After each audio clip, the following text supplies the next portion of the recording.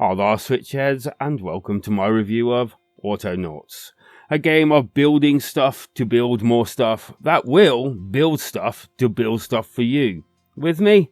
But before we get into that stuff, feel free to subscribe to the channel for your weekly reviews and sales videos, and giving this here video a like sure helps the channel grow. So let's start building some stuff, shall we? Engage. As for a story, well, I think the eShop description says it best. Travel the universe creating settlements of uninhabited planets with the sole goal of setting worlds in motion through the power of automation. As stories go, it's certainly up there with explaining what you're doing. And trust me, explaining is definitely a good thing with this game, as you'll be using the tutorials to their full might.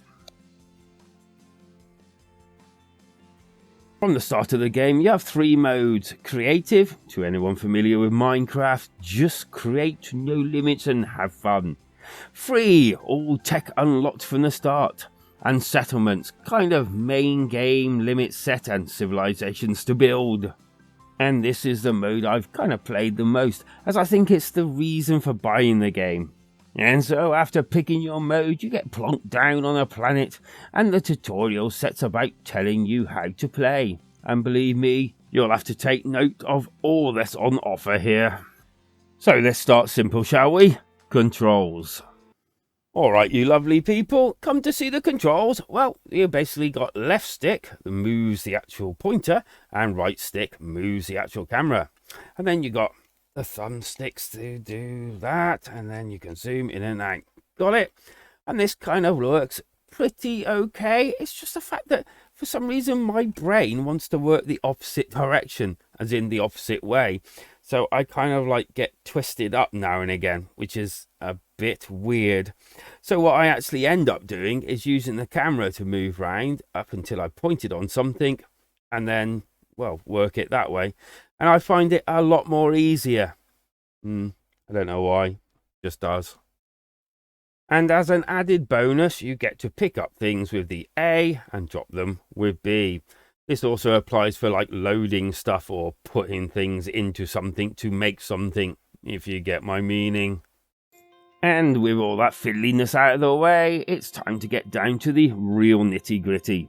Basically, Autonauts' main aim is to build and craft items, eventually to, well, make people to populate your new world. Crafting will obviously be key to obtaining this goal. This is of course done in different ways depending on what you want to build. Some types have their own building areas like tools and robots, and all created with materials you find around you. Although I did find it a bit of a stretch making robots out of wood and pine cones. It is actually interesting how and what us gamers can forgive within our games. And then there's storage items, and again these are all needing materials gathered to build them. Storage is obviously very important. Alright, so basic crafting. Well, pick what you want to craft with.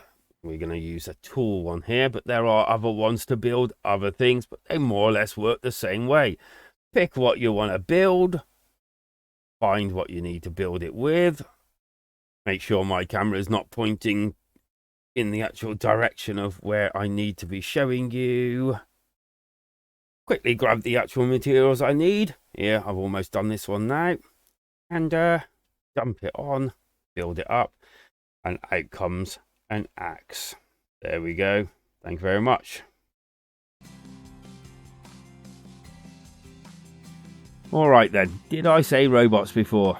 Yes indeedy I did, and as we move on to the dawn of the robots, here's how we program them. But buckle up, as it can all go wrong in a matter of seconds.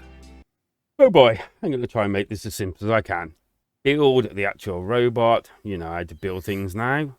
Alright then, let's start by blowing our whistle and getting our robot's attention. Pick this one for instance. Now, you need to record and then go back to yourself. And you need to show the robot what you want it to do.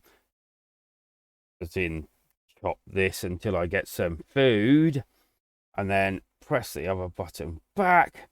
And then I want to do it forever.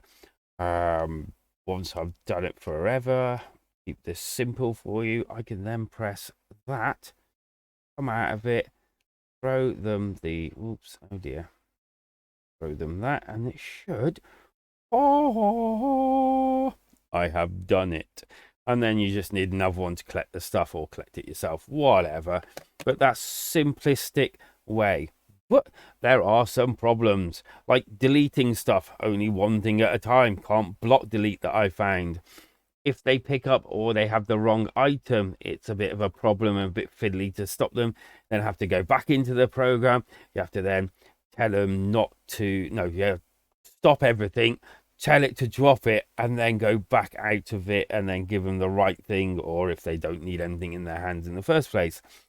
Moving around, you have to give them the area that they want to be working in. So, you know, like this area here, but then once they've done with that area, you then have to change the area. Instead of saying I want all of this area, you can't. It's just small sections, larger small, if you like. Oh, and there are one or two other small gripey things that I found as well, but after a while you do get used to it. It's just a bit of a bugbear, and it does take some getting used to.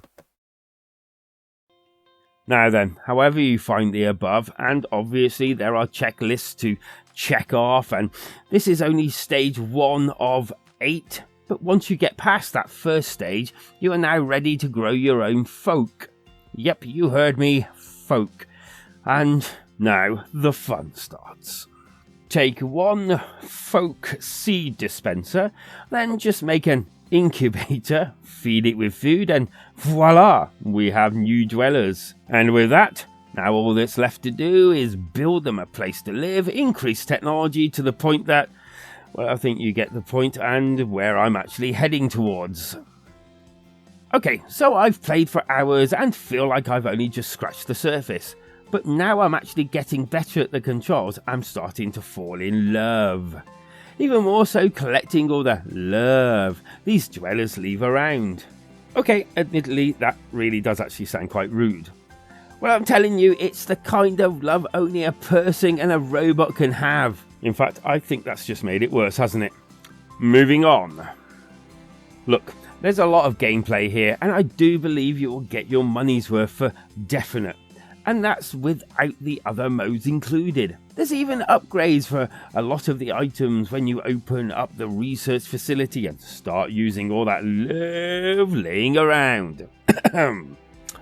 As well as all this, I'm even enjoying the, from time to time, going around wandering and exploring the areas around my starting position. There is plenty to actually see and wander around, although admittedly it kind of all looks the same. Talking about how it looks, visually it's low poly and looks pretty darn good, with some cute anims and some nice touches, like the tree leaves disappearing, if you like, as you chop it down, and some nice weather and all day and night cycles. Audio is pretty decent with a soundtrack I swear I've heard somewhere before, and some nice environmental and weather sounds as well. That was thunder, not very well done by me. Not forgetting the creatures and dwellers as well, they all make sounds, some cute and some not so much. The good, a shit ton of things to do, kept me hooked for hours at a time, and more to come. I like that it's split down into stages and also has a nice checklist system to it, makes you feel like you're making progress all the time. The bad, long load times between levels. Luckily enough, their levels last so long. Controls took me a long time to get used to, and even now I mess up from time to time. Robots can be a pain in the arse to program, depending on how complex the task is. In fact, sometimes I deliberately made them not complex to not have to deal with the programming as much. There is definitely a bit of a grindy feeling to this game, even more so when you start gathering werv.